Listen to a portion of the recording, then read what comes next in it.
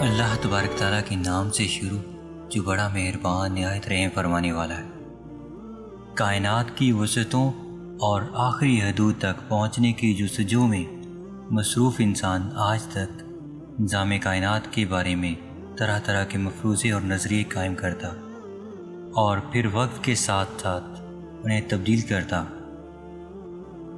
آیا کائنات ایک ہی ہے یا بہت سے جہاں آباد ہیں؟ یہ سائنسدانوں اور فلسفیوں کے لیے ہمیشہ سے ایک بڑا سوال بنا رہا ہے۔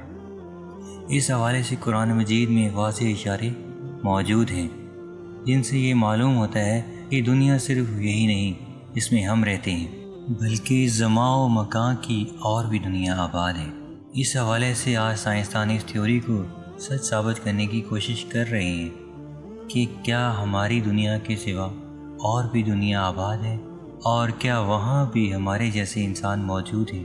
اللہ نے اس سوال کا جواب دیتے ہوئے اپنے مقدس کتاب میں فرمایا، اللہ وہ ہے جس نے 7 آسمان پیدا کیے اور ان کی مانند زمینیں بھی، ان کے درمیان حکم نازل ہوتا ہے تاکہ تم جان لو کہ بے شک اللہ ہر چیز پر قدرت رکھنے والا ہے۔ صحیح بخاری اور دیگر کتب احادیث میں اس آیت کی ضمن میں ایک روایت موجود ہے۔ یہ مفسر قرآن حضرت ابن عباس کے پاس ایک شخص آیا اور اس نے سورۃ طلاق کی اس آیت کی تفسیر پوچھی۔ حضرت ابن عباس خاموش رہے۔ اس شخص نے دوبارہ اصرار کیا اور پوچھا کہ آپ اس کی وضاحت کرنے سے گریز کیوں کر رہے ہیں؟ اس پر حضرت ابن عباس نے کہا کہ 7 زمینوں سے مراد ہماری ہی زمین جیسی 7 اور زمینیں ہیں۔ ہر زمین پر ہمارے پیغمبر محمد صلی اللہ علیہ وآلہ وسلم کی طرح ایک رسول آئے ہیں، اور حضرت آدم کی طرح وہاں بھی آدم، نوح کی طرح ان زمینوں پر بھی نوح، اسی طرح ابراہیم، موسیٰ اور عیسیٰ علیہ السلام کی طرح وہاں بھی نبی مبعوث ہوئے۔ یہ وہ سوال تھا جو آج سے 1400 سال پہلے حضرت ابن عباس سے قرآن کی اس آیت کی تفسیر کے بارے میں پوچھا گیا تھا۔ آج سائنسدان اس سوال کا جواب سائنسی طریقے سے دریافت کرنے کے لیے سر جوڑ کر بیٹھے ہیں۔ ڈاکٹر مریز بقائل کی کتاب اسلام، بائبل اور سائنس میں انہوں نے لکھا ہے کہ ان کی تحقیق کے مطابق قرآن پاک میں 7 کا عدد کثرت سے استعمال کیا گیا ہے، جیسا کہ یونانی اور رومی بھی 7 کے عدد کو اپنی روحانی اور مذہبی علوم میں کثرت سے ذکر کیا کرتے تھے۔ لہٰذا ممکن ہے کہ 7 زمینوں سے مراد یہ ہو کہ ہماری زمین کی طرح ہی اور بہت سی زمینیں کائنات میں موجود ہوں۔ وہ انسان کی ان تک رسائی نہیں تو آج سائنس کے مطابق بے شمار دوسرے سیارے اور سورج کی طرح بے شمار ستارے اس کائنات میں بکھرے پڑے ہیں، اور ہمارا نظام شمسی اس پوری کائنات کا صرف ایک چھوٹا سا ٹکڑا بھی نہیں ہے۔ دراصل ساحل سمندر میں ریت کے ذرات کم ہیں، مگر کائنات میں پلانٹ، سیارے اور سورج وغیرہ اس سے کئی زیادہ ہیں۔ لیکن قرآن مجید کی اس آیت کی بات کریں تو علماء کے درمیان مختلف نظریات اور آراء پائی جاتی ہے۔ کچھ علماء کا خیال ہے کہ اس سے مراد 7 مختلف زمینیں اور آسمان ہیں، جبکہ کچھ کی رائے یہ ہے کہ 7 کائنات ایک دوسرے کی ہم شکل ہے، یعنی اگر زید نامی ایک آدمی اس زمین پر موجود ہے تو وہ مزید 6 زمینوں پر بھی موجود ہوگا۔ صوفیہ کرام کے یہاں بھی 7 زمینوں اور آسمانوں اور 7 آدم ہوا کا تصور ملتا ہے۔ لہذا مشہور صوفی بزرگ شیخ ابن العربی کے متعلق ایک مشہور واقعہ نقل ہوا ہے۔ شیخ ابن العربی فرماتے ہیں کہ میں نے ایک مرتبہ ایک ایسی قوم کے ساتھ بیت اللہ کا طواف کیا کہ جن کو میں نہیں جانتا تھا۔ ان میں سے ایک نے مجھ سے کہا کہ کیا تم مجھے جانتے ہو؟ میں نے کہا کہ نہیں۔ اس نے کہا کہ میں تمہارے سب سے اولین آباء و اجداد میں سے ہوں۔ میں نے پوچھا تمہیں مرے ہوئے کتنا عرصہ گزر چکا ہے؟ اس نے کہا 40,000 سال سے کچھ زیادہ۔ میں نے کہا آدم علیہ السلام کو تو اتنا زمانہ نہیں ہوا۔ میں نے کہا آدم علیہ السلام کو تو اتنا زمانہ نہیں گزرا۔ اس نے کہا تم کون سے آدم کی بات کر رہے ہو؟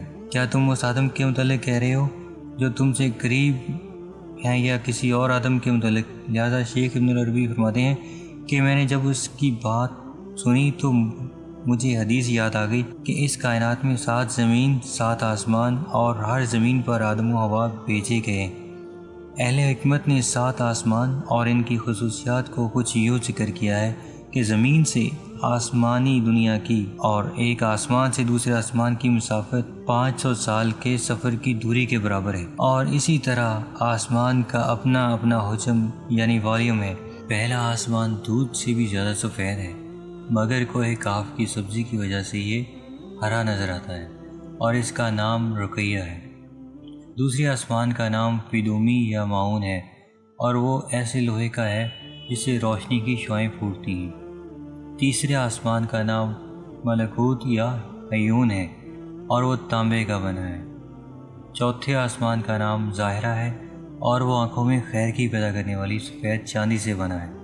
اور ساتویں آسمان کا نام لابیہ یا دامیہ ہے، جو سرخ یاقوت کا ہے اور اسی میں بیت المعمور ہے۔ اسی طرح نبی کریم حضرت محمد صلی اللہ علیہ وسلم کا سفر معراج اس بات کا واضح ترین ثبوت ہے کہ حضور نے براق پر سفر کرتے ہوئے جب جبریل امین کے ساتھ تمام آسمانی راستوں کو پار کیا، جس کے اندر 7 آسمان بھی شامل تھے، اور حضور نے تمام آسمانوں میں پیغمبروں اور رسولوں سے ملاقات کی، جبکہ 7 زمینوں اور آسمانوں کی ایک تعبیر جدید نظریہ ملٹی ورس کی شکل میں دی جا سکتی ہے۔ دراصل ہماری اس زمین میں کچھ چاندار ایسی ہیں جنہیں ہم اپنی آنکھوں سے دیکھ سکتے ہیں، مثلا چوپائے جانور، رینگنے والی مخلوق اور چرند و پرند، جو ہمارے ساتھ اسی زمین پر زندگی گزارتی ہیں، جبکہ کچھ چاندار ایسی ہیں جو ہماری نظروں سے بھی اوجھل ہیں، مثلا خردبین مخلوق، وائرس اور بیکٹیریا وغیرہ، جنہیں ہم اپنی آنکھ سے نہیں دیکھ سکتے۔ بالکل اسی طرح جنات اور فرشتے بھی موجود ہیں جنہیں ہم نہیں دیکھ سکتے، کیونکہ ان کا وجود ایک دوسرے ڈائمینشن میں ہے۔